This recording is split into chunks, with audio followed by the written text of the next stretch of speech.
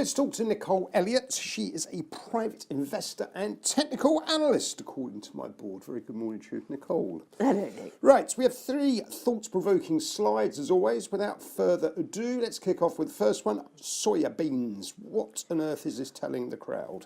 Well, it's sort of the sort of trade war and unintended consequences. Okay. Yep. The biggest producers of soybeans in the world, and they control 90% of the market, are Argentina, Brazil, China, and the United States. Okay.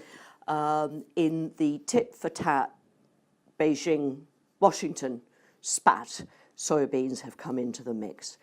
And in retaliation, the Chinese have said they will put tariffs onto US beans going their way. Okay. And so promptly on the Chicago Board of Trade, you can see that it's been a one-way street since May. It's Right. like, boom. It's one of the biggest moves in one direction only that we've had for quite a while. And as technical analysts, you love trends, don't you? That's right. And you can see here, just below the actual candlesticks, I've got the RSI, which was very, very oversold and is less so now. The MACD, which also was very, very bearish and less so now. And at the bottom, momentum, which was very bearish, the most bearish it's been in I don't know how long, and much less so now. We're also close to a very important sort of watershed level, Right. which is 800 cents per bushel. Okay. This is a really old contract. We've got history going back a very long way, and I love it because it's quoted in fractions. I don't know if you remember, US but when T-bond futures. Yes, do you remember all those things? And what I think young people don't realise that while fractions are more difficult to work with, the bid-offer spread is much bigger, and so it suits a market maker. Yep. The bigger the spread, the better the turn, Yep. isn't it? Very good point. Anyway, so there we go. So my suggestion here, and you can see the 50 and 200-day moving average. We've got a death cross there, of course.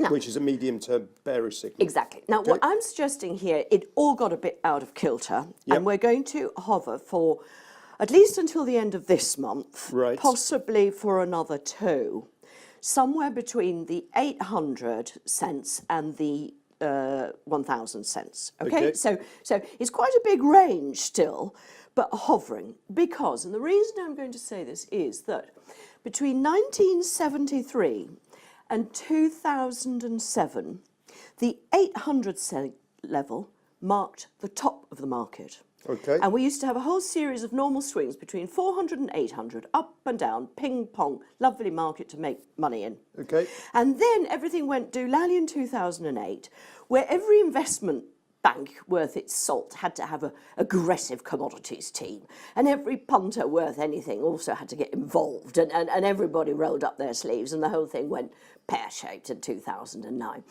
And in fact, so much so that in all of that, China actually refused to take delivery of a shipload of Brazilian soybeans because they managed to pay the top of the market, Right. the record high. Bitter and twisted. So you can see that there are dangers involved. You're not just looking at price. The other thing to remember is how will a significant change in price affect which industries? So the big agro industry ones, the processors, some will gain, some will lose. Certainly the agricultural machinery equipment people will lose out. And already the Danish giant Møller-Mærsk, the shipping people, Yep.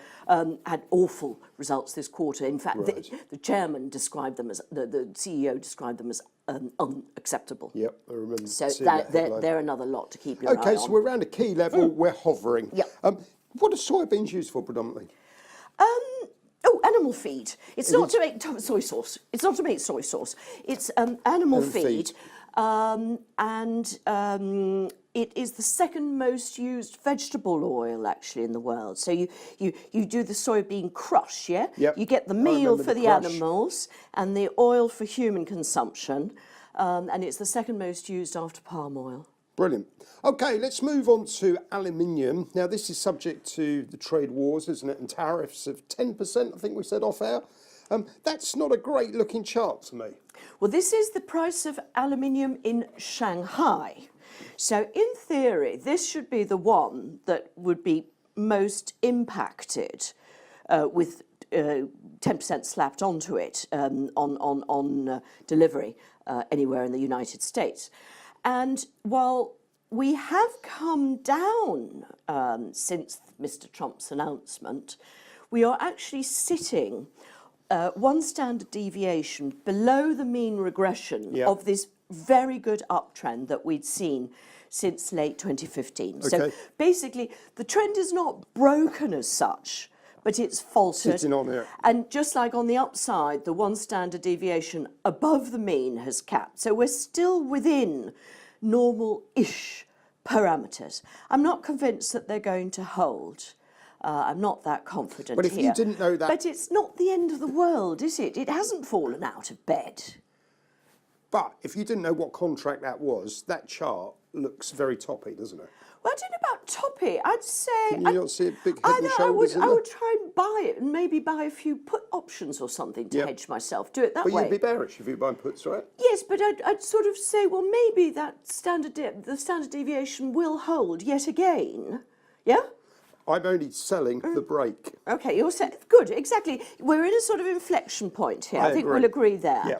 But the difference here is that we haven't fallen out of bed like the US soybeans did. Yep. We're sort of holding on, hanging on in there. Fine. Yeah. Okay, let's move on to the third slide. Now, we were talking again off air that the colouring of this is the wrong way round because the red candles should be basically going south and the green candles should be going north.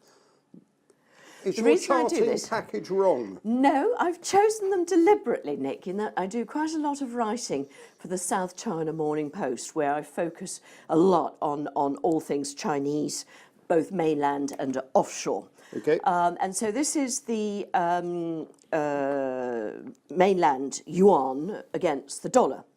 And in China, red is an auspicious colour. You'll often see it in restaurants, in fortune cookie paper. Right. At New Year, you get envelopes stuffed with cash. They're always red. So red is lucky? It's a lucky colour. So red is bullish? It's bullish, exactly. So that's why I've done it this way around. Well, it's not actually bullish. It's bullish for the US dollar, in that as we go up, we need more yuan to buy oneself a dollar. Now, this is a little bit tricky because... So to absolutely clarify, the US dollar is strengthening against the yuan. That's right, and it has been strengthening since April and the tariffs. And the last time I saw April the number, and the tariffs, there was a currency devaluation of the Chinese yuan of about 6%. Well, this is what's interesting in that originally, between January and April, the yuan was green candle, so it was strengthening, and it had gained 3.5%.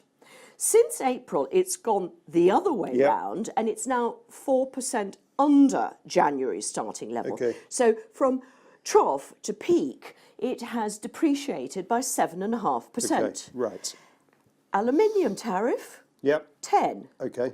You with me? No wonder the aluminium prices aren't going down that much, right? Okay. Because what we can do by devaluing the yuan, you can still sell your aluminium in the US, including a 10% tariff, to what you would have got in January. Right, in the beginning of the year. Or April anyway, April before the tariffs were announced. So my hunch here is that we're on our way again. We had a little bit of consolidation, as I'd suggested, between 6.6 So on our way again and to 6. more dollar strength. Exactly. And I'm penciling, we've broken through the cloud, the weekly cloud, through its thinnest bit. Notice that. I think we should go up to about 6.85, 6.9, i.e. just shy of 7. We don't want another change in the big figure.